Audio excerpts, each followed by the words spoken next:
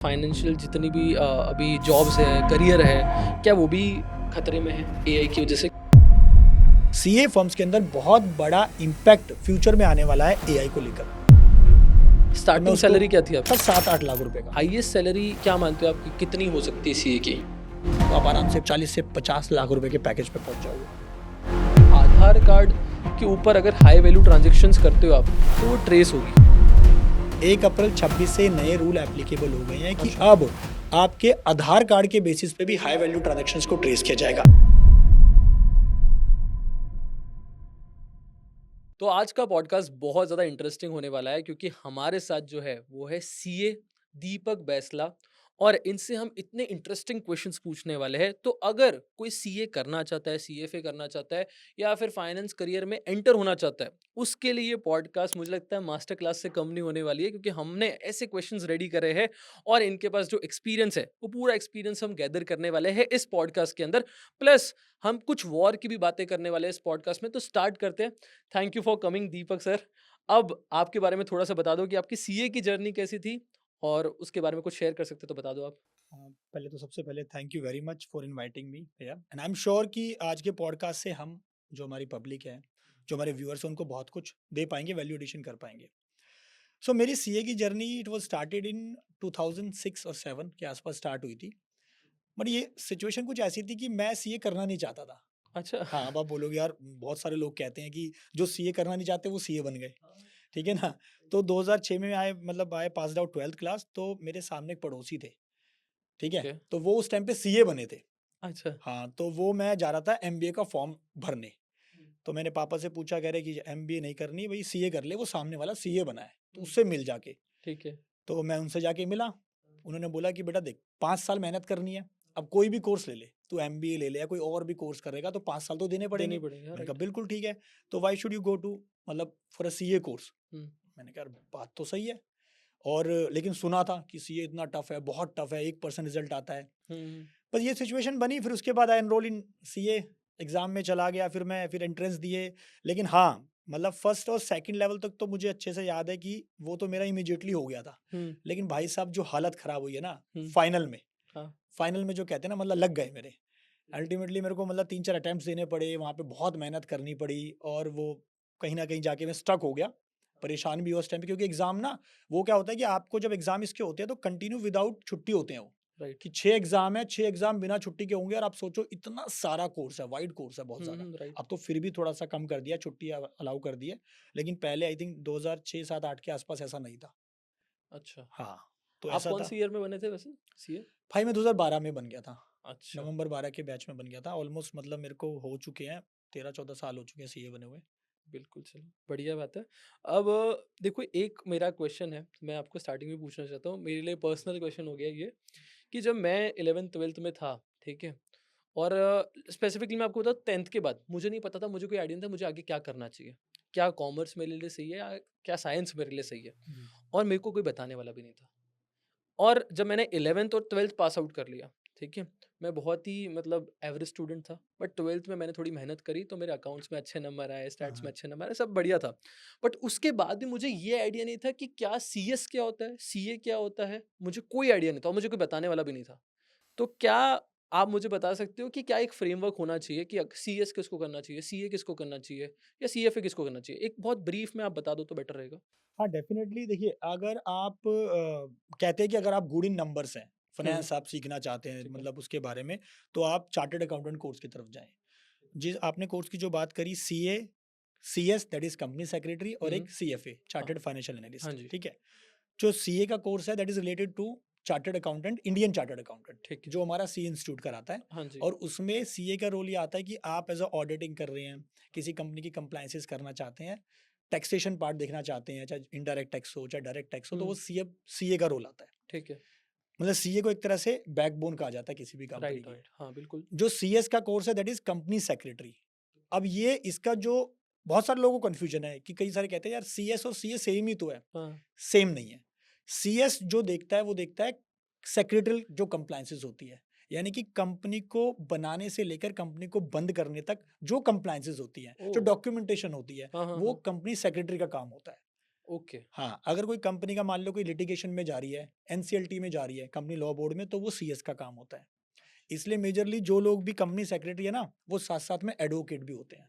आपने अच्छा। देखा होगा, हाँ, हाँ, हाँ, हाँ, बिल्कुल, कि बिल्कुल वो मैंने देखा है। सीएस और एलएलबी दोनों करते दोनों हैं, दोनों होते हैं, राइट, राइट? Right, right. तो ये एक मेजर सा बेसिक सा डिफरेंस हो गया। नेक्स्ट आपने जो बात करी चार्टर्ड सर्टिफाइड फाइनेंशियल अकाउंटेंट की, राइट? बिल्कुल सही। सो एक ये यूएस बेस्ड कोर्स है। अच्छा। हाँ, hmm, it's not related to Indian courses. ठीक है। एक यूएस बेस्ड कोर्स है जिसको आप कर सकते हैं और इसको ना ग्लोबल लेवल पे ज़्यादा रिकॉग्निशन मिली है as compare to chartered accountant. मैं ये कहूँगा जो बात है। ठीक है। लेकिन अब हमारा जो सी इंस्टीट्यूट है, वहाँ पे अब आपको और भी बेटर ऑप्शंस दे रहा है। वो क्या कर रहा है कि अलग-अलग कंट्रीज़ के साथ एग्रीमेंट कर रहा है कि भाई अच्छा। जो इंडियन सीए की इंडिया में वैल्यू है ना, हाँ, भाई वही ऑस्ट्रेलिया में होनी चाहिए, बाहर भी होनी चाहिए, वही राइट। कनाडा होनी चाहिए, हाँ, वही यूके होनी चाहिए। तो इन 3 कंट्रीज़ के साथ तो एग्रीमेंट हो चुके हैं, कनाडा, ऑस्ट्रेलिया और UK. But there is no agreement as of kind with US. हाँ, यूएस के लिए आपको या तो आप चार्टर्ड फाइनेंशियल एनालिस्ट कर लो या सीएफए कर लो या सीपीए कर लो। अच्छा। ग्लोबल रिकॉग्निशन है जो कि इंटरनेशनल अकाउंटिंग स्टैंडर्ड्स में डील करते हैं। वाओ! ओके। हाँ, तो ये बेटर एक है। और कौन करना चाहेगा, मतलब किसको ये हाँ, हाँ, कोर्सेज करने चाहिए, राइट। इट्स अप टू भाई उनको क्या प्रेफरेबल लग रहा है। कि वो ऐसा नहीं है कि नंबर्स में अच्छे हैं तो सीए कर ले या सीएस कर ली। हाँ, अगर आप ये पूछेंगे मेरे से कि स्कोप किस में ज़्यादा है, हुँ। फ्यूचर में क्या होने वाला है, तो हम वो डिस्कस कर सकते नेक्स्ट हैं। क्वेश्चन मेरा वही था हाँ, हाँ, एक्चुअली हाँ। कि अगर स्कोप कहाँ ज़्यादा है और अभी ट्रेंडिंग क्या है? आपके अकॉर्डिंग अभी मार्केट में क्या चल रहा है और नेक्स्ट 5 या 10 साल के लिए क्या चल सकता है? बिल्कुल। मनवीर भाई, इसके अंदर हम अगर मैं चार्टर्ड अकाउंटेंट की बात करूँ, अगर मैं आंकड़ों पे जाता हूँ तो आज की डेट में मेरे पास 4 लाख चार्टर्ड अकाउंटेंट्स हैं ठीक है। इंडिया के अंदर। हाँ, हाँ। 10 लाख प्लस स्टूडेंट्स एनरोल हैं हुँ, सी इंस्टीट्यूट के पास, ठीक है जी? ठीक है। हम ये एक्सपेक्ट कर रहे हैं कि इंडियन इकोनॉमी 2047-2050 तक हम वर्ल्ड की 3rd या 4th लार्जेस्ट इकोनॉमी आ जाएँगे। राइट। मान के चल रहे हैं हम हाँ, ये? बिल्कुल। That would be a 30 trillion dollar economy. Of course. हाँ। अब उसके हिसाब से तो नंबर ऑफ चार्टर्ड अकाउंटेंट्स बहुत कम है, बिल्कुल देखा बहुत जाए कम है। तो। हाँ, हाँ। अब एक रिपोर्ट के हिसाब से हमें 2047-50 तक आपको पता है कितने चार्टर्ड अकाउंटेंट चाहिए होंगे? कितना? 40 से 50 लाख चार्टर्ड अकाउंटेंट, और अभी हम 4 लाख पे बैठे हुए हैं। हुँ, यानी कि आने वाले 20 साल में हमें आप समझ लो 40 से 50 लाख चार्टर्ड अकाउंटेंट और चाहिए होंगे।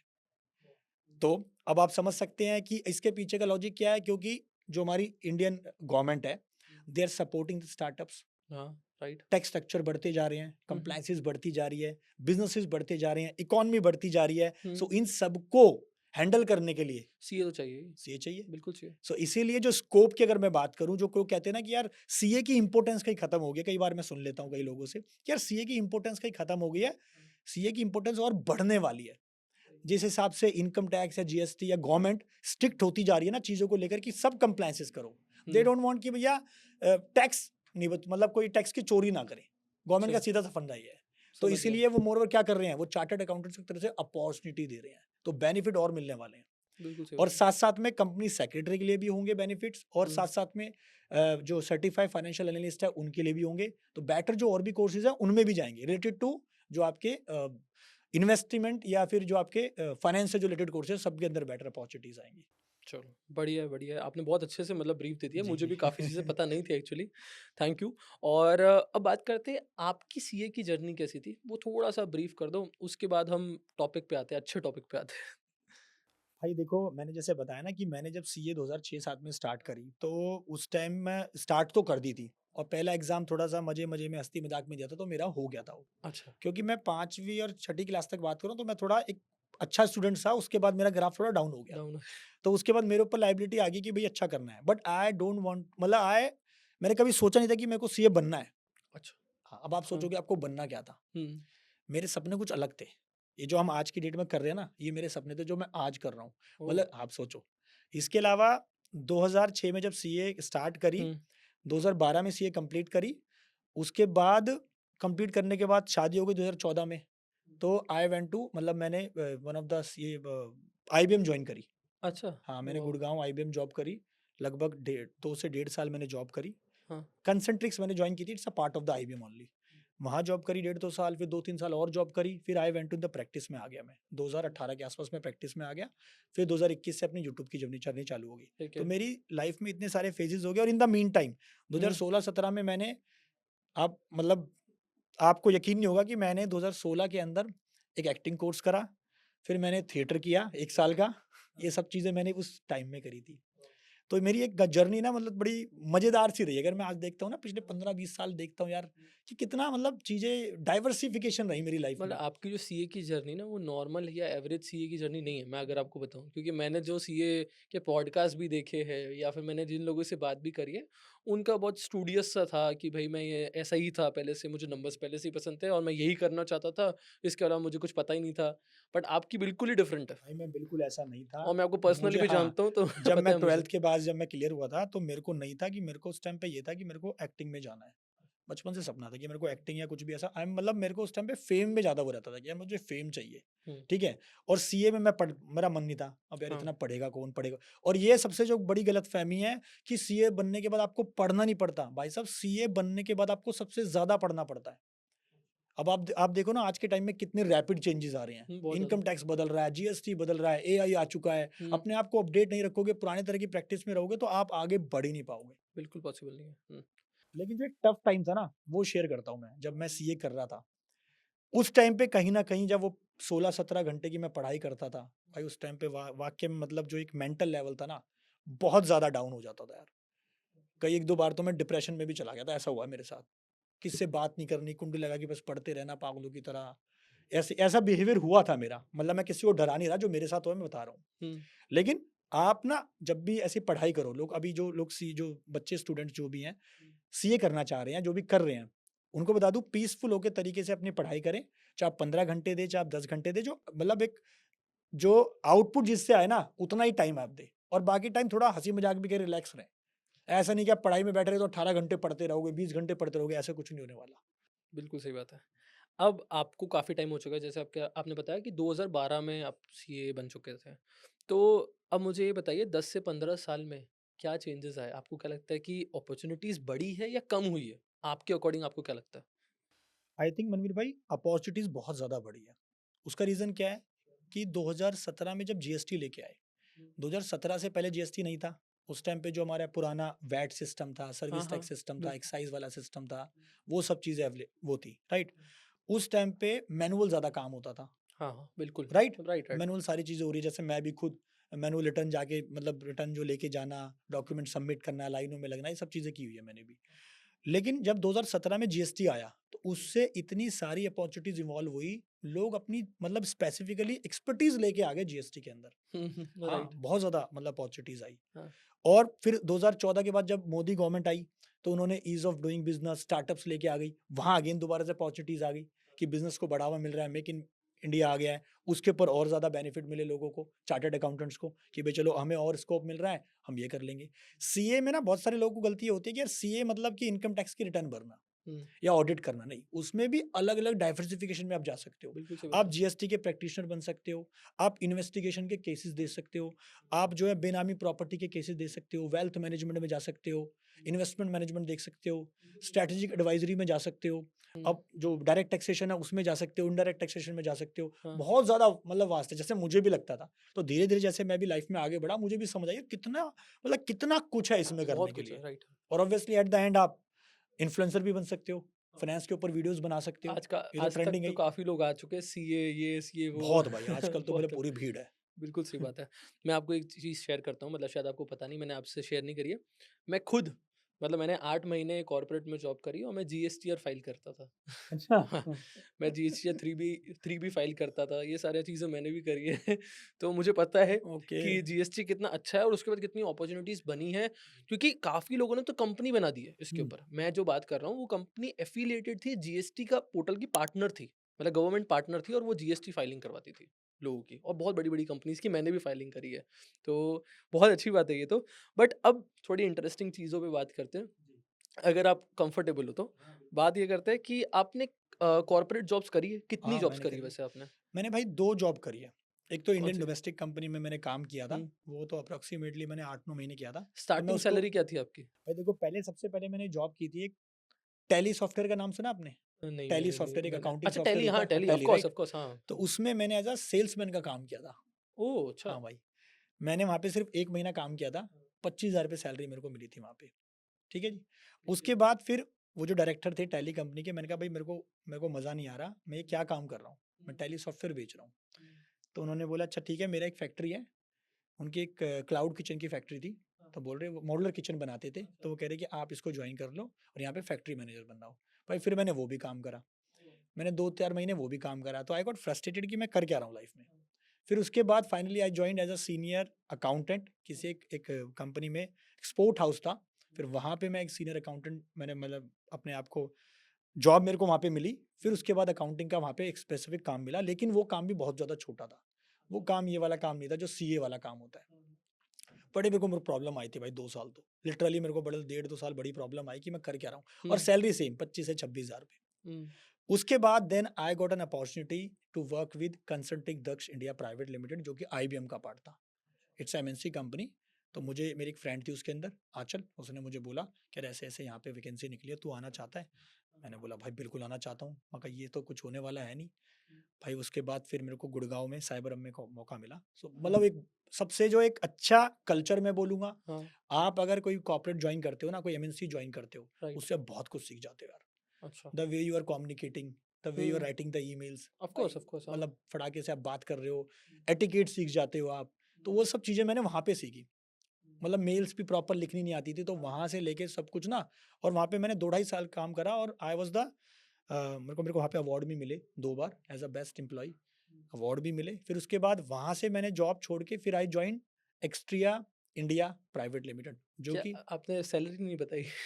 सैलरी मैंने बताई तो थी आपको। आईबीएम में सैलरी और फिर मतलब आईबीएम पे आईबीएम जो की सैलरी भाई, मेरी इनिशियल सैलरी वहाँ पे मेरा पैकेज था 7-8 लाख रुपए का, हाँ, उसके बाद ठीक जब है? आपने जॉइन करी? फिर उसके बाद वहाँ पे मेरे को एप्रिसिएशन मिला 2 साल में, कुछ ज़्यादा ख़ास मिला नहीं, तो वो मेरी सैलरी अप्रॉक्सिमेटली 9-10 के आसपास थी। इसी सेम सैलरी पे मैंने जॉइन करा था 9 के आसपास मैंने एक्सट्रिया में। ठीक है। और एक्सट्रिया का मुझे भाई वर्क कल्चर बहुत पसंद था। हुँ, अभी मैं उन बहुत सारे लोगों के साथ कनेक्टेड हूँ, हालाँकि दोनों कंपनीज़ के लोगों के साथ मैं कनेक्टेड हूँ, तो मुझे वहाँ का वर्क कल्चर बहुत बढ़िया लगता था। वहाँ के जो मतलब मैनेजर्स थे, मतलब एक घर की तरह ट्रीट करते थे। बड़ा मज़ा आता था वहाँ पे काम करने में एक्चुअली में। फिर वहाँ पे भी मेरे को अवार्ड मिला भाई, रिकॉग्निशन मिली बहुत अच्छी वहाँ पे भी का इनिशियली, लेकिन ना 4 महीने मेरा ये हो गया था कि 4 महीने मेरे को एक वो दिया था अल्टीमेटम कि भई आपका जो प्रोबेशन पीरियड है वो खत्म होने वाला है and you are not performing well, ऐसा बोल दिया था मुझे। हुँ, हाँ, एक्चुअली में ये बोला था कि भैया हुँ, आप परफ़ॉर्म नहीं कर पा रहे हो, आप जो है ठीक से काम नहीं कर पा रहे हो, तो आप ये नौकरी छोड़ सकते हो। हुँ, भाई फिर मैंने मेहनत करी, चीज़ें देखी, क्योंकि ना दोनों कंपनीज़ के अंदर कल्चर, दोनों कंपनीज़ में जो काम था ना मेरा, वो दोनों हुँ। अलग था। अच्छा हाँ, इसीलिए। कंसंट्रिक्स के अंदर I used to create financial, मतलब जो एनालिस्ट का काम करना, कि बजटिंग बनाना, प्रोजेक्शंस बनाना, तो उसमें मेरे पास एपेक रीजन था। चाइना, सिंगापुर, इनके साथ, इन क्लाइंटों के साथ डील करना, बड़ा मज़ा आता था वो। फिर उसके बाद जब मैं यहाँ पे आया, तो यहाँ पे मेरी पूरी यूएस रिपोर्टिंग थी। यूएस गैप देखना, पूरा रेवेन्यू जनरेशन देखना, तो ये सब चीज़ें यहाँ पे तो बहुत ज़्यादा डिफरेंट था। तो फिर मैं, लेकिन वहाँ पे मेहनत करी और अच्छा स्कोप था, और वहाँ पे अप्रॉक्सिमेटली इतना ही हो गया था मेरा, 12 के आसपास था मेरा, 12-13 के आसपास था जब मैंने अपनी जॉब छोड़ी थी। ठीक है। आपने जॉब छोड़ी तब कौन-सा ईयर था? वो कौन-सा ईयर था? 2019 फरवरी। उसके बाद से जो आप खुद का मतलब आपने फिर खुद का स्टार्ट करा? भाई फिर मैंने अपना खुद का स्टार्ट नहीं करा, पहले मैंने अपना, एक मेरा फ्रेंड है Abhishek Gupta, he is a chartered accountant, तो उसकी अपनी एक फर्म है, वो मेरा बहुत क्लोज़ फ्रेंड है, बहुत पुराना फ्रेंड है। तो उसके साथ फिर उसने बोला कि यार देख तू, मैंने उसको बोला कि यार मेरे को भी देख अब इसमें आना है प्रैक्टिस में, हुँ, तो मेरे पास कुछ सिनेरियो कुछ है नहीं, तो तू, मैं तेरे साथ जुड़ सकता हूँ। उसने बोला तू आ जा भाई। हुँ, तो उसने बोला यार तू ना तू वो वाला बंदा नहीं है जो ऑपरेशंस काम कर सकता है बैठ के, जीएसटी रिटर्न भरना, हाँ, टैक्स हाँ, ऑडिट करवाना, ये वो, और मैं ऐसा था भी नहीं। तो क्या उसने मुझे आइडेंटिफ़ाई करा, मतलब जो बात है हुँ, कि यार तू सेल्स का बंदा है, तेरी पर्सनैलिटी ना सेल्स वाली है। तो बस उसने मुझे सेल्स का काम दिया। मैं उसके जो भी लीड्स जनरेशन होती थी, वहाँ पे जाना, कॉल से डील, मतलब क्लाइंट से डील करना, वो सब चीज़ें कराता था मैं। तो वहाँ पे मैंने उसको बिज़नेस जनरेट करके दिया। भाई मुझे भी बड़ा कॉन्फिडेंस आया। इन द मीनटाइम मैंने क्या करा, फिर अगेन मुझे फिर थोड़ा-सा फ़ील हुआ।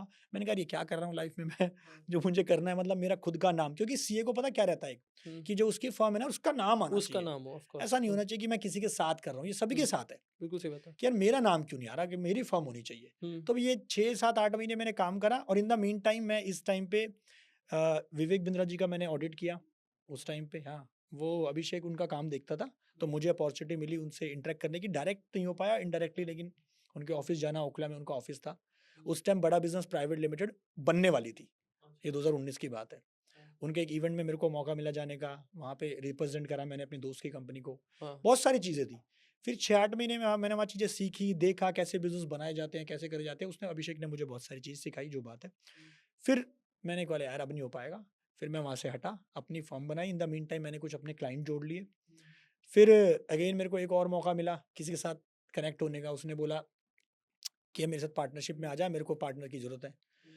तो मैंने बोला भाई ठीक है आ जाते हैं। तो मैंने उसके साथ फिर 6-8 महीने काम करा।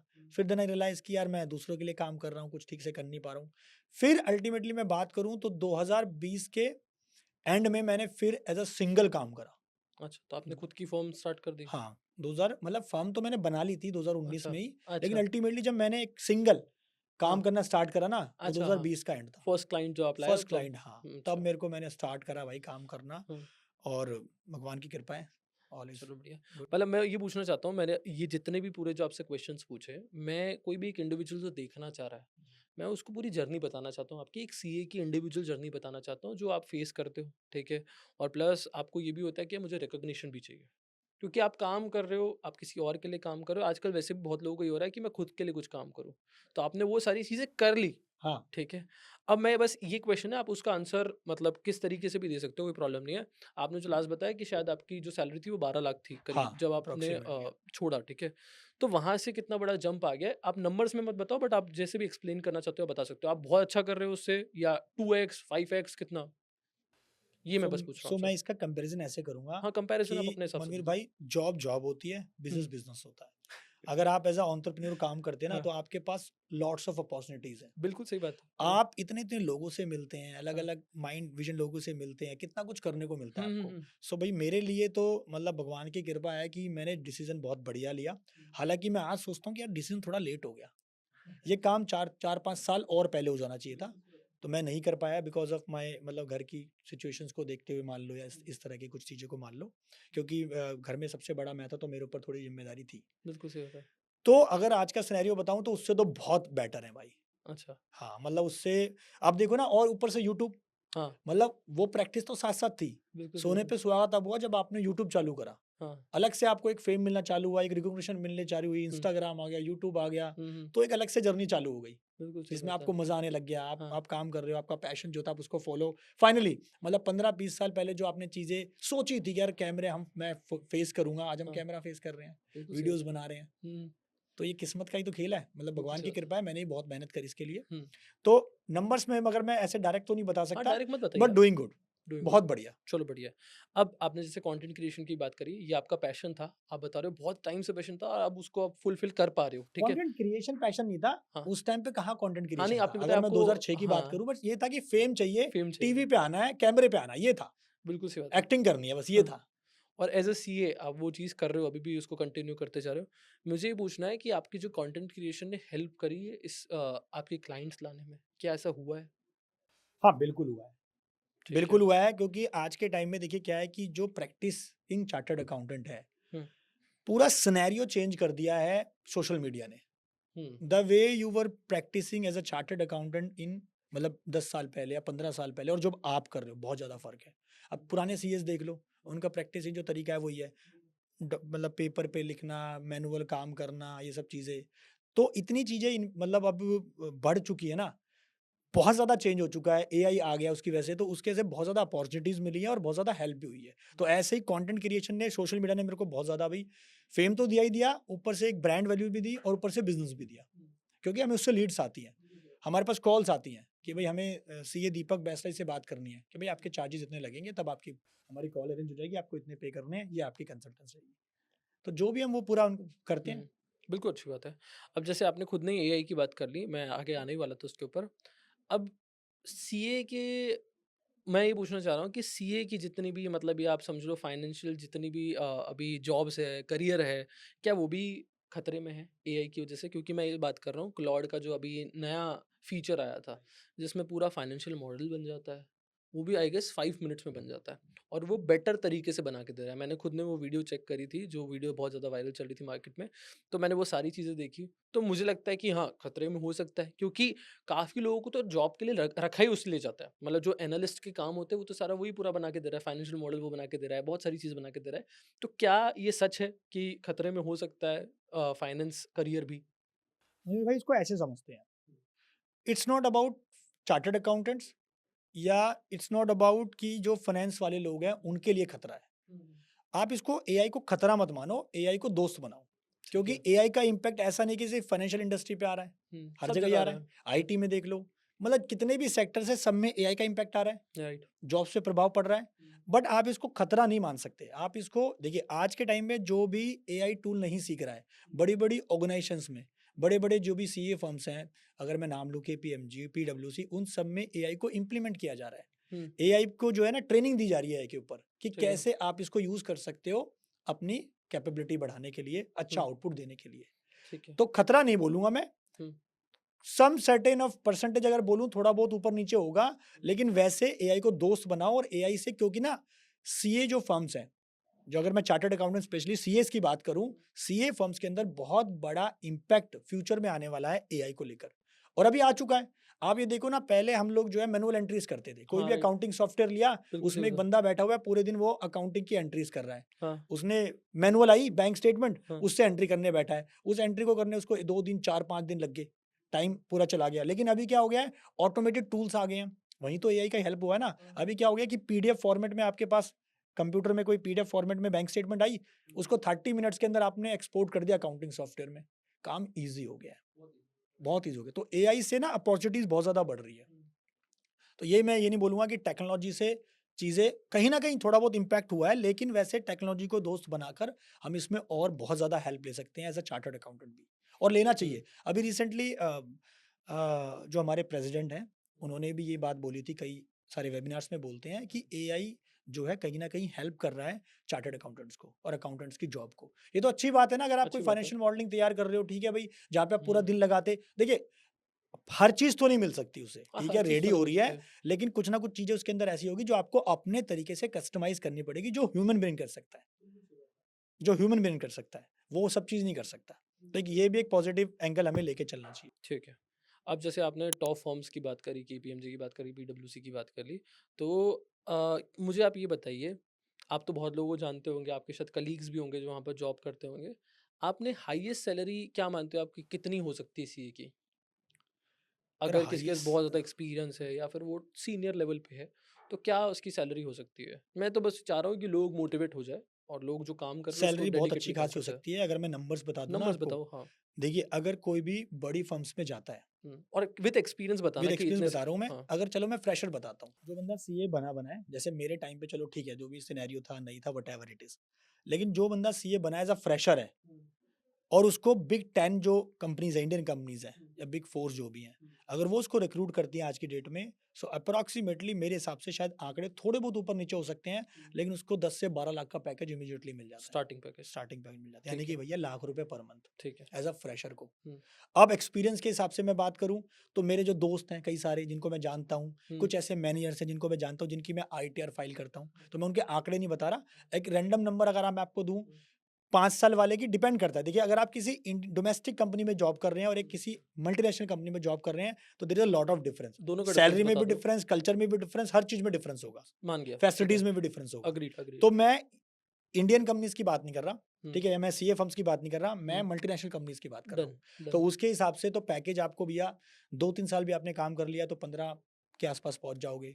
3-4-5 साल कर लिया तो 20 के आस-पास पहुँच जाओगे। 5-6 साल का एक्सपीरियंस हो गया, 10 साल का एक्सपीरियंस आपको हो गया, तो आप आराम से 40 से 50 लाख रुपए के पैकेज पे पहुँच जाओगे। और इवन आपको वहाँ पे अपॉर्च्युनिटीज़ और ज़्यादा दिखती है कि आप वहाँ पे मेन जो है एसोसिएट डायरेक्टरशिप में आ सकते हो, वाइस प्रेज़िडेंट, वीपी के रोल पे आ सकते हो, प्रेज़िडेंट के रोल पे आ सकते हो, सीईओ आ सकते हो या सीएफओ भी आ सकते हो। तो बिल्कुल सही बहुत बात सारी है। वाइड अपॉर्च्युनिटीज़ है वहाँ पे, और ऐसा नहीं है कि जॉब हुँ, करना गलत है, जॉब में भी आप अपने आप को बहुत ज़्यादा स्केल कर सकते बिल्कुल हो। सही बात है, हाँ। मतलब बहुत सारे एग्ज़ाम्पल्स आज हमारे पास हैं जो लोग जॉब में इतना कुछ कर रहे हैं। हुँ, सुंदर पिचाई साहब हाँ, एज़ अ आईटी से रिलेट करते हैं, बताओ कितने करोड़ों का पैकेज है उनका यार। बिल्कुल सही बात है। सो ऐसा नहीं है, तो जॉब में भी अपॉर्च्युनिटीज़ है। अभी उनकी एक वीडियो मतलब एक बहुत वायरल हो रहा था, उनका इंक्रीमेंट हुआ है। हाँ। आपको पता है कितना इंक्रीमेंट हुआ? मतलब मेरे को नंबर याद नहीं आ रहा है, बट इट इज़ अराउंड 67,000 या 6700 करोड़, हाँ, ऐसे कुछ हुआ। ये उनका इंक्रीमेंट हुआ है। इंक्रीमेंट हुआ। 6700 करोड़। अब मैंने जो वीडियो देखी थी उसमें वो एक बंदा बोलता है कि भाई ये जो इंक्रीमेंट है, ये उनकी सैलरी इंक्रीमेंट नहीं है, इसको फंड घोषित कर दो, ठीक है? हाँ, मतलब हाँ, फंड ये बोल दो बोला, इसको। ये इसको फंड बोल दो। इसको फंड बोल दो क्योंकि इतना तो इंक्रीमेंट है, इनकी जो जॉब उनकी सैलरी कितनी होगी और सैलरी उन्होंने डिस्क्लोज़ नहीं करी है। तो पता नहीं क्या ही चल रहा है, चलो अच्छी बात है। बट अब मैंने एक ना काफ़ी स्टेटमेंट सुना है बहुत लोगों से और सीए से ही सुना है कि एक सीए आप ये नहीं सोच सकते कि सीए इन्वेस्टमेंट में भी अच्छा हो या स्टॉक मार्केट या ट्रेडिंग में अच्छा हो, ऐसा पॉसिबल नहीं है। ऐसा ज़रूरी नहीं है कि अगर एक कोई सीए है, तो वो इन्वेस्टमेंट में अच्छा हो। ये मैंने सुना है, अब भाई आप मुझे बताओ? मैं अपना एग्ज़ाम्पल दे देता हूँ, हाँ, आई am not good in investment. अच्छा, हाँ, ये बहुत अच्छा क्वेश्चन पूछा है। हाँ, मैं बिल्कुल भी अच्छा नहीं हूँ इन्वेस्टमेंट में। हाँ, मेरा थोड़े बहुत रेयर 1-2 स्टॉक्स पड़े हुए हैं और हुँ, म्यूचुअल फंड पड़े हैं। अच्छा। बस हाँ, मतलब ठीक है, ये क्वेश्चन मेरे ऊपर ही हो गया बिल्कुल। चलो, ऐसा हो सकता तो है। मतलब मैंने सही हाँ, सुना था। ऐसा हो सकता है हाँ, बिल्कुल क्योंकि सही बात बहुत है हाँ, एक्चुअली। हाँ, ऐसा हो सकता है, ऐसा ऐसा मतलब ऐसा नहीं है कि आपको सब कुछ पता होना चाहिए। भाई जो एक एक्सपर्टीज़ नॉलेज है जिनको इन्वेस्टमेंट की, स्टॉक्स की, स्टॉक्स भाई अपने आप में इतना वाइड है ना, आप उसको ऐसे नहीं कर सकते। जो लोग 10-15 साल का एक्सपीरियंस लेके बैठे हैं, उनको भी तो लॉस हो रहा है ना। तो आप ऐसे कैसे कह सकते हो? हाँ, सीए इसमें हेल्प कर सकता है कि फंडामेंटल हाँ, रिसर्च सीए को करनी बैलेंस है, शीट पढ़ने आती पर है हाँ, वो बट पढ़ना हाँ, है, जो बाकी सारी चीज़ें हैं, टेक्निकल एनालिसिस करना है, वो तो वो बिल्कुल डिफरेंट है। एक हाँ, जो एक्सपर्ट बंदा होगा, वो एक एक स्किल हो गई, अलग स्किल स्किल हो होगी। गई। हाँ, बिल्कुल बात सही है। तो ठीक ऐसा है। पॉसिबल है हाँ, कि ज़रूरी नहीं है कि सीए इन्वेस्टमेंट में अच्छा हो। मेरा हाँ, एग्ज़ाम्पल है कि I am not good in investment. हुँ, अगर मैं स्टॉक्स की बात करूँ या हुँ। फिर मैं म्यूचुअल फंड्स की बात करूँ, आई एम नॉट गुड बिल्कुल इन सी बात है। तो इन्वेस्टमेंट। मैंने जो स्टेटमेंट सुना था हाँ वो भाई, बिल्कुल ऐसा सही ऐसा है। हो सकता है कि सबके लिए एप्लीकेबल नहीं है, सबके बट लिए एप्लीकेबल मैं नहीं हुआ है, अपने लिए ऑफ बता रहा कोर्स हूँ। ऑफ कोर्स समझ गया, मैं बिल्कुल समझ गया। अब जब हम स्टॉक मार्केट की बात कर ही रहे हैं, तो मैं आपसे एक जो सवाल पूछ लेता हूँ, अभी जो मार्केट में चल चल रहा है करंटली, वॉर चल रही है, ईरान, इज़राइल और यूएस भी बीच में घुस चुका है। तो ये वॉर पता नहीं इतने वीक से कंटिन्यू चल रही है, फ़ेब में स्टार्ट हुई थी, अभी तक चल रही है, मार्च एंड आने वाला है। तो अब मेरा क्वेश्चन आपसे ये है, 1 महीने में जो निफ्टी की बात करें, अराउंड 9 से 10% क्रैश हो चुकी है निफ्टी 1 महीने के अंदर।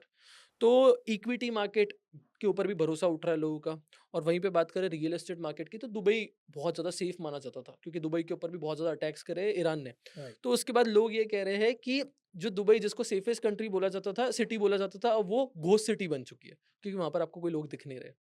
तो मेरा बोलना आपसे ये है कि क्या आपको लगता है कि इक्विटी मार्केट थोड़ा स्टेबल होगा या फिर आपके क्या इसके ऊपर थॉट्स है मुझे आप वो बता दो? तो हम ऐसे इसको समझ लेते हैं, जो हमारे फाइनेंशियल इम्पैक्ट होंगे ना वॉर की वजह से, हमारी इंडियन इकोनॉमी या स्टॉक्स पे क्या पड़ने वाले हाँ हैं। जी, please. Yes, you are right कि 10% पिछले कुछ टाइम से हमारी जो निफ्टी है, जो हमारा स्टॉक्स है, वो मार्केट हमारी गिरी है। इसके अलावा अब आप देखो, सबसे ज़्यादा जो आज की डेट में जो ट्रेंडिंग है हुँ, वो है क्रूड ऑयल। क्रूड ऑयल हाँ, भाई जिसकी वजह से सबसे बड़ा इम्पैक्ट आने वाला हाँ, है। ऑब्वियसली हम सुन रहे हैं कि हमारे 2 जहाज़ पहुँच चुके हैं, क्रूड ऑयल लेकर आए हैं, वो सब चीज़ें ठीक है। बट कहीं न कहीं इंटरनेशनल या ग्लोबल मार्केट में क्रूड ऑयल के प्राइसेज़ तो फ्लक्चुएट हो रहे हैं ना। हुँ, ठीक है, $100 के आस-पास पहुँचा, फिर नीचे पहुँच गया हुँ, पर बैरल, राइट? लेकिन इसकी वजह से हमारी इंडियन इकोनॉमी के ऊपर देखिए अभी इम्पैक्ट नहीं आ रहा है। अभी अगर मैं बात करूँ तो ऑलमोस्ट जितनी भी सारी कंट्रीज़ हैं, यूएस ले लो, बाकी अदर कंट्रीज़ ले लो, हुँ, वहाँ पर क्रूड ऑयल के जो प्राइसेज़ हैं वो बढ़ चुके हैं। बिल्कुल बढ़ दे चुका आर है। Impacting their countries. इनकी इकोनॉमी को फ़र्क पड़ रहा है। लेकिन इंडिया के अंदर अभी प्राइसेज़ सेम है। इर्रिस्पेक्टिव मतलब 2 महीने होने वाले हैं इस चीज़ को चलते-चलते, लेकिन इंडिया में अभी भी सेम है, स्टेबल है चीज़ें। ठीक है, क्योंकि हमारे पास थोड़े बहुत रिज़र्व हैं। रिज़र्व है। लेकिन इसके अंदर दूसरा जो पॉइंट आता है एलपीजी का, कि भई वहाँ पे क्या इम्पैक्ट आया है। ऑब्वियसली एलपीजी क्राइसिस का फ़र्क पड़ा है, लेकिन उतना नहीं है जितना ये दिखाया जा रहा है वीडियो के द्वारा। ठीक है? क्योंकि गवर्नमेंट ने भी रिसेंट अपना एक प्रेस कॉन्फ्रेंस की थी, जिसमें गवर्नमेंट ने बोला भी है कि भई आप इतना सर पे सिलेंडर उठा के भागने की आपको कोई ज़रूरत नहीं है, इतने हमारे पास रिज़र्व पड़े हुए हैं। हुँ, अब इस चक्कर में क्या हो गया है, ब्लैक मार्केटिंग चालू हो गई है। बहुत ज़्यादा सिलेंडर जो चल रहा है। ₹1000 का वो 3000 4000 में जा रहा है। हुँ, हुँ, तो ये मेजरली इम्पैक्ट है जो सीधा आपके घर को इम्पैक्ट कर रहे हैं। बिल्कुल सही बात है। और इसके अलावा अगर वॉर कंटिन्यू होती है, तो ईरान ने तो बोल दिया है कि हम तो रेडी बैठे हैं, साला चाहे कुछ भी हो जाए, अगले 6 महीने रेडी बैठे हैं, यूएस की नाक में दम करके रखेंगे।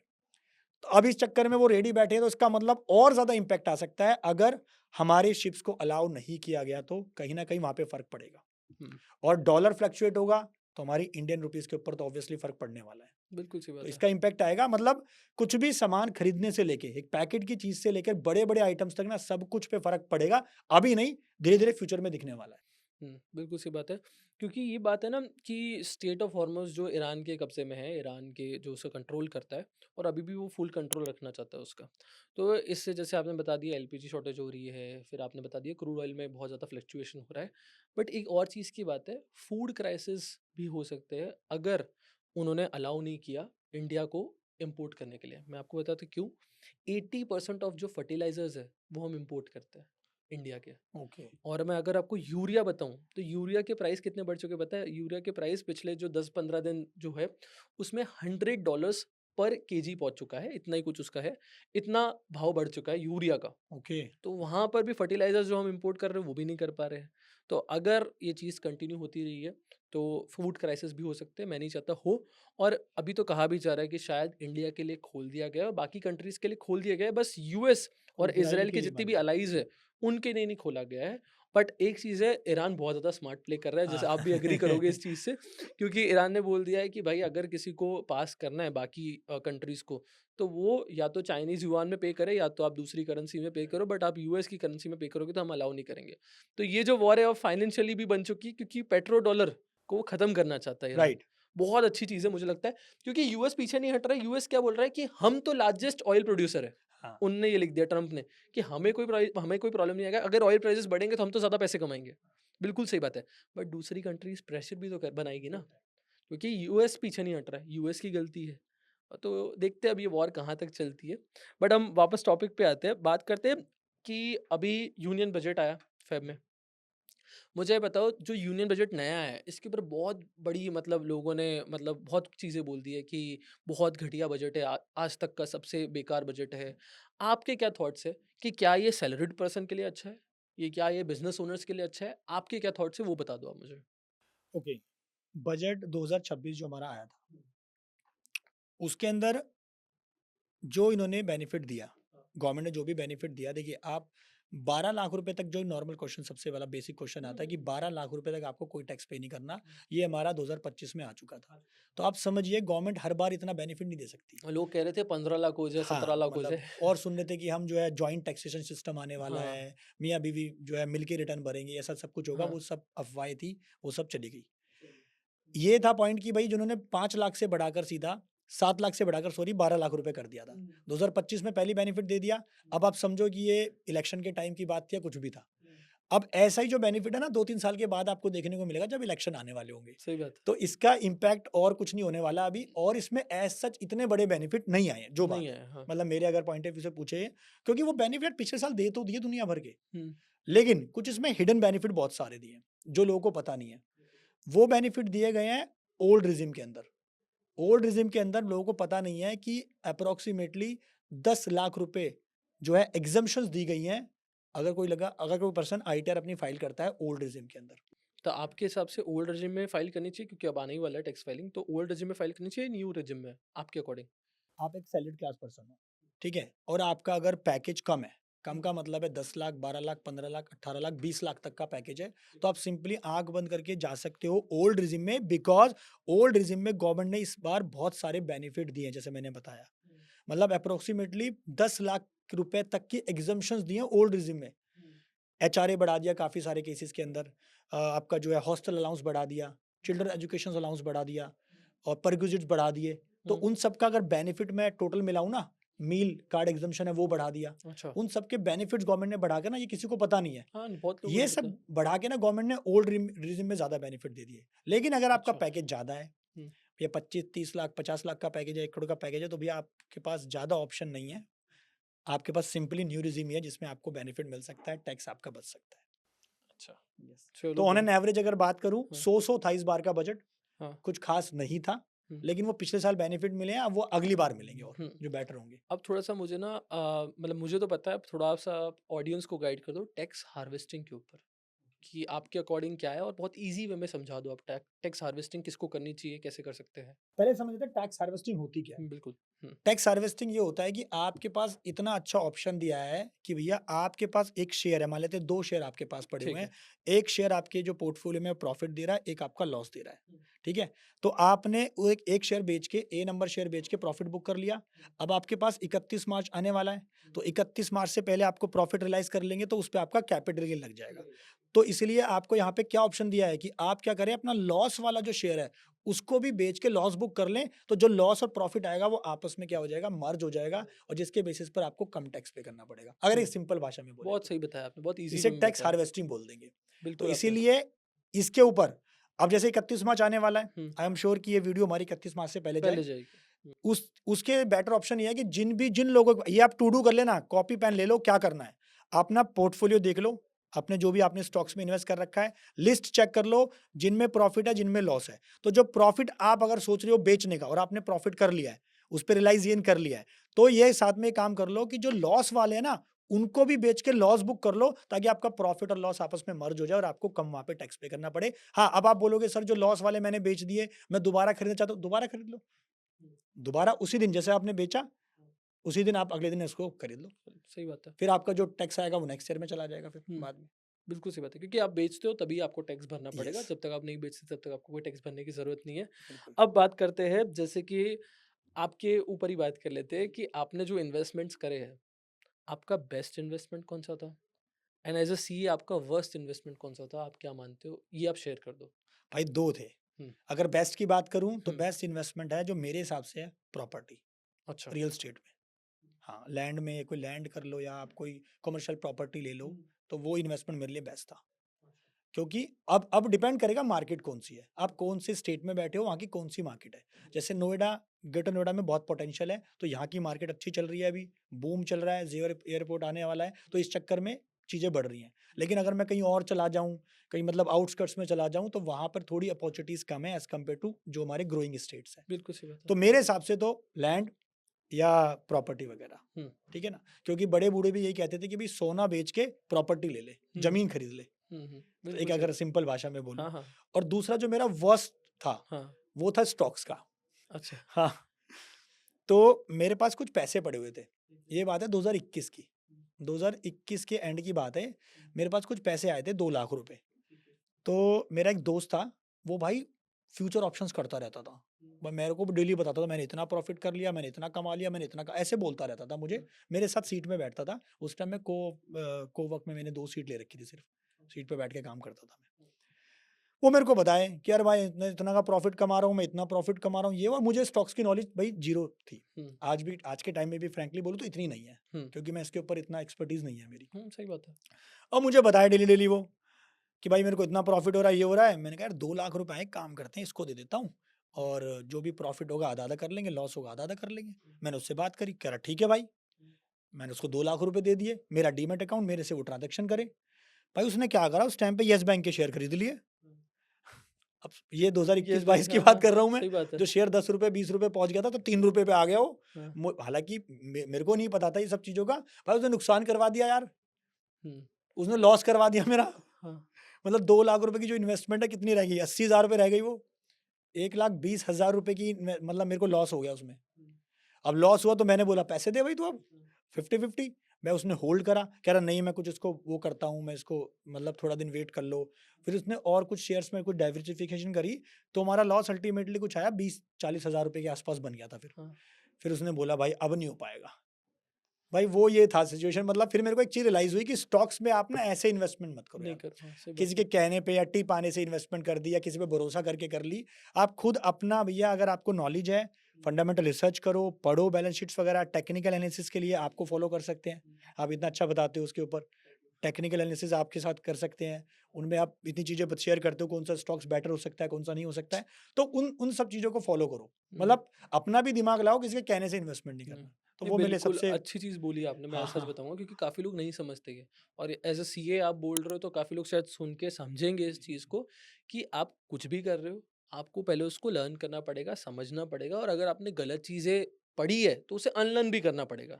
रिजिड मत बनो, सीधी-सी बात है क्योंकि स्टॉक्स बिल्कुल अलग चीज़ है, जैसे आपने खुद ने एग्री करा कि इन्वेस्टमेंट बिल्कुल अलग चीज़ है और आप जो कर रहे हो बिल्कुल अलग चीज़ है, राइट। ठीक है? अगर आपकी एक्सपर्टीज़ वहाँ होती तो ज़रूर आपको पता होता। हाँ, आपने आपकी एक्सपर्टीज़ वहाँ नहीं डाली, right. It's up to you ठीक है, यस। सीधी-सी बात है। तो अब बात करते हैं जैसे आप हम पहले भी बात करते थे इस बारे में, आपने बताया था कि आधार कार्ड के ऊपर अगर हाई वैल्यू ट्रांज़ैक्शंस करते हो आप, तो वो ट्रेस होगी। ये क्या है? मुझे एग्ज़ैक्टली इसके बारे में पता नहीं है, आप बता दो एक बार? भाई ये बिल्कुल लेटेस्ट जो नए इनकम टैक्स के ड्राफ्ट रूल्स आए हैं 2026, उसके अंदर इन्होंने हाई वैल्यू ट्रांजैक्शंस की जो रिपोर्टिंग है वो आधार के बेसिस पे कर दिया। अभी तक क्या होता था, जितनी भी हाई वैल्यू ट्रांजैक्शन होती थी या इनकम टैक्स की लैंग्वेज में बोलूँ स्पेसिफाइड फाइनेंशियल ट्रांजैक्शन एसएफटी, वो सब आपका पैन कार्ड से लिंक होती थी। जैसे कि आप शेयर मार्केट में पैसा डाल रहे हो, आप कोई प्रॉपर्टी खरीद रहे हो, आप बैंक में कैश जमा करा रहे हो, कैश निकाल रहे हो, ठीक है? ये सब, या कोई गाड़ी खरीद रहे हो तो वहाँ पर आपको मोस्टली पैन नंबर देना होता था। तो हर ट्रांजैक्शन आपकी पहले पैन से नंबर से लिंक थी। तो पैन नंबर के बेसिस पे ही ये सारी ट्रांजैक्शंस की पहले हाई वैल्यू ट्रांजैक्शंस की रिपोर्टिंग होती थी। लेकिन अभी 1 अप्रैल 26 से नए हुँ, रूल एप्लीकेबल हो गए हैं कि अच्छा। अब आपके आधार कार्ड के बेसिस पे भी हाई वैल्यू ट्रांजैक्शंस को ट्रेस किया जाएगा। अब वो कौन-कौन सी है? हुँ, इसमें गवर्नमेंट ने यहाँ पर 3 पॉइंट लेके आई है वो। ठीक है। पहला है कि अगर आप कैश डिपॉज़िट कर रहे हैं हाँ, अपने सेविंग अकाउंट में एक फाइनेंशियल ईयर में 10 लाख से ज़्यादा का, हाँ, तो वो आपका पैन नंबर से ही पहले की तरह ही ट्रेस हो जाएगा। ट्रेस हो हुँ, जाएगा, ठीक है जी। अब लेकिन यहाँ पे एक नया रूल क्या ऐड कर दिया, आपके पास पैन नंबर नहीं है। अब वो कैसे पॉसिबल हो सकता है? मान लेते हो मेरा बेटा है, वो भी माइनर है, 11 साल का, मैंने उसका एक सेविंग अकाउंट ओपन करा दिया, तो वो उसमें पैन की रिक्वायरमेंट नहीं है, वो उसके आधार के बेसिस पे ओपन हो जाएगा। या दूसरा, मैंने उसको कोई पोस्ट ऑफिस वाला अकाउंट खुला दिया मैंने। अब मैं चला गया उसके बैंक में पोस्ट ऑफिस में कैश जमा कराने, मैंने जमा करा दिया 5 लाख रुपए से ज़्यादा का कैश। तो नाउ वो आधार कार्ड के बेसिस पे रिपोर्टेबल होगा। अब पोस्ट ऑफिस या बैंक को यहाँ पर जिम्मेदारी दी गई है कि आप जो है उस पर्सन का आधार कार्ड, आधार की डिटेल सब कुछ होता है, उसका फुल एड्रेस होता है, उसकी ईमेल आईडी होती है, उसका मोबाइल नंबर, सब कुछ लिंक होता है। तो आप ये रिपोर्ट कर दोगे अगर इन केस कोई भी पर्सन सेविंग अकाउंट में 5 लाख से ज़्यादा का कैश डिपॉजिट करता है एक फाइनेंशियल ईयर में, उसमें पैन की ज़रूरत नहीं है। एक तो ये ट्रांज़ैक्शन की। हुँ, दूसरा था, अगर आप स्टैम्प पेपर परचेज़ करने जाते हो, अच्छा। हाँ, स्टैम्प पेपर आप खरीदते हो, ये नया क्लॉज़ डाल दिया, ये हुँ, पहले था ही नहीं। अच्छा। ये पूरी तरह से नया आ गया है। इसमें ये है कि अगर आपके पास पैन नंबर है, हुँ, जैसे कि एग्ज़ाम्पल आप मनवीर भाई ने 1 करोड़ की प्रॉपर्टी ली नोएडा में। ठीक है, अब मनवीर भाई उसकी रजिस्ट्री कराने पहुँच गए रजिस्ट्रार ऑफ प्रॉपर्टी के पास। ठीक है। सब डॉक्यूमेंट लेके जाओगे, हुँ, पैन कार्ड, आधार कार्ड सब लेके जाओगे, ऐसे ही बायर भी लेके आएगा, आप भी लेके आओगे, सेलर दोनों के डॉक्यूमेंट्स हाँ, होंगे। हाँ, हाँ। तो वो सब चीज़ें दी जाएँगी, तो वहाँ पर वो पैन नंबर से आपकी ट्रेस हो रही थी। अच्छा। लेकिन अभी क्या कर दिया है, आप प्रॉपर्टी खरीदते हो अब 1 करोड़ की, अब उस प्रॉपर्टी को खरीदने के लिए आपको स्टैम्प पेपर खरीदना है, ठीक है? मान लेते हैं 6% का आपका वो लगेगा, स्टैम्प पेपर लगेगा, तो 1 करोड़ का 6% कितना हुआ? 6 लाख रुपए। तो यहाँ पर अब नया रूल जो एप्लीकेबल है, उसमें क्या डाल दिया है कि अगर आप कोई स्टैम्प पेपर खरीदते हो 2 लाख रुपए से ज़्यादा का और आपके पास पैन नंबर है, तो वो रिपोर्ट होगा। अगर आपके पास पैन नंबर नहीं है, तो हुँ, 1 लाख से ऊपर का अगर आपने स्टैम्प पेपर खरीदा है, हाँ, तो वो आपका आधार कार्ड के बेसिस पे रिपोर्ट हो जाएगा। जैसे कि मान लो मैंने 20 लाख रुपए की प्रॉपर्टी खरीदने गया मैं। हुँ, अब 20 लाख की जो प्रॉपर्टी है ना, एक्चुअल में वो हाई वैल्यू ट्रांज़ैक्शन नहीं है, नहीं है, हाँ। इनकम टैक्स की लैंग्वेज में। हुँ, इनकम टैक्स की लैंग्वेज में अगर बोलूँ, रूल के हिसाब से बोलूँ, तो हाई वैल्यू ट्रांज़ैक्शन तब मानी जाएगी प्रॉपर्टी के केस में, अगर आप 45 लाख से ज़्यादा की प्रॉपर्टी खरीदोगे। ठीक है? स्टैम्प पेपर आपने खरीदा कितने का? 20 लाख की प्रॉपर्टी की वैल्यू है, स्टैम्प पेपर आपने खरीदा लेट्स सपोज़ 6% के हिसाब से कितना हो गया? 20 लाख का 6% हुआ आपका 1,20,000 रुपए, और आपने यहाँ पर पैन नंबर नहीं दिया क्योंकि आप रजिस्ट्री कराने गए हो, तो बिना पैन के भी हो सकती है, आधार कार्ड दे दिया, तो वहाँ पर अब रजिस्ट्रार ऑफ प्रॉपर्टी आपके आधार कार्ड के बेसिस पे कि इस पर्सन ने बिना पैन के आधार कार्ड के बेस पे 1 लाख से ज़्यादा का स्टैम्प पेपर खरीदा है, तो ये रिपोर्टेबल ट्रांज़ैक्शन है और यहाँ पे फ्यूचर में इसको ट्रेस किया जाएगा इनकम टैक्स डिपार्टमेंट के द्वारा और नोटिस आ सकता है। इसके अलावा एक ट्रांज़ैक्शन और है, वो है फ़ॉरेन करेंसी या फ़ॉरेक्स कार्ड की। फ़ॉरेक्स कार्ड पे आप खर्चा कर रहे हो, फ़ॉरेन करेंसी परचेज़ कर रहे हो किसी भी ऑथराइज़्ड डीलर से, बैंक से, एनबीएफसी से, किसी से भी ले रहे हो। 10 लाख से ज़्यादा का ले रहे हो, तो पैन के बेसिस पे ट्रेसेबल है। 5 लाख से ज़्यादा का ले रहे हो, तो आपका आधार आधार कार्ड के कार्ड बेसिस होता पे है। ट्रेसेबल है। और क्रेडिट कार्ड की भी कोई लिमिट है कि अगर आप कैश में कुछ नहीं कर सकते, मतलब कैश में शायद 10 लाख रुपए या भाई कितना कुछ है? क्रेडिट कार्ड के तो नए रूल आ गए, किसी को पता ही नहीं है। क्या आज है वो? बता दूँ क्रेडिट कार्ड के नए 6 रूल। हाँ, बता दो। क्रेडिट कार्ड से जुड़े नए 6 रूल आए हैं, 1 अप्रैल 26 से एप्लीकेबल है। पहले बात करते हैं कि क्रेडिट कार्ड की इन्वेस्टमेंट लिमिट क्या है? ठीक है। कितनी अगर मैं इन्वेस्टमेंट करूँगा तो मैं जो है पकड़ा जा सकता हूँ इनकम टैक्स डिपार्टमेंट के द्वारा। अगर आप क्रेडिट कार्ड के बिल की पेमेंट करते हो 10 लाख से ज़्यादा एक फाइनेंशियल ईयर में, अदर देन कैश को छोड़कर, यानी कि आप उसकी पेमेंट कर रहे हो यूपीआई से, नेट बैंकिंग से, डेबिट कार्ड से, किसी से भी मोड से कर रहे हो, कैश को छोड़ के 10 लाख से ज़्यादा, तो वहाँ पे रिपोर्टेबल ट्रांज़ैक्शन है, हाई वैल्यू ट्रांज़ैक्शन है। क्रेडिट कार्ड कंपनी, बैंक आपकी ट्रांज़ैक्शन को रिपोर्ट कर देगा इनकम टैक्स को। आप क्रेडिट कार्ड की पेमेंट कर रहे हो 1 लाख से ज़्यादा कैश में, कैश में, हाँ। तो मान लेते हैं मेरा साल का बिल आया 12 लाख रुपए का, हुँ, बिल आ गया। बिल आना और पेमेंट करना बोथ आर डिफरेंट थिंग, बोला वो दोनों अलग है, राइट? हाँ, हाँ। बिल मेरा 12 लाख आ गया लेकिन मैंने मिनिमम पेमेंट कर दी, तो हुँ, अभी ट्रेसेबल नहीं है। अच्छा, हाँ, अभी ट्रेसेबल नहीं है। ट्रेसेबल कब होगा? जब आप 12 लाख की पूरी पेमेंट कर दोगे, या फिर उस 12 में से मैंने क्या करा, कैश में 1.5 लाख रुपए जमा करा दिए, तो ट्रेसेबल हो जाएगा। अच्छा। ये है। और दूसरा, अब आपकी जो क्रेडिट कार्ड की स्टेटमेंट है, पैन हुँ, कार्ड अप्लाई करने के लिए as a address of proof माना जाएगा। बट वो 3 महीने से पुरानी नहीं होनी चाहिए। अच्छा। जी। और तीसरा यहाँ पे जो एक इंपॉर्टेंट रूल है क्रेडिट कार्ड का, वो ये है, तीसरा जो इंपॉर्टेंट रूल है कि क्रेडिट कार्ड अप्लाई करने के लिए पैन नंबर मैंडेटरी है।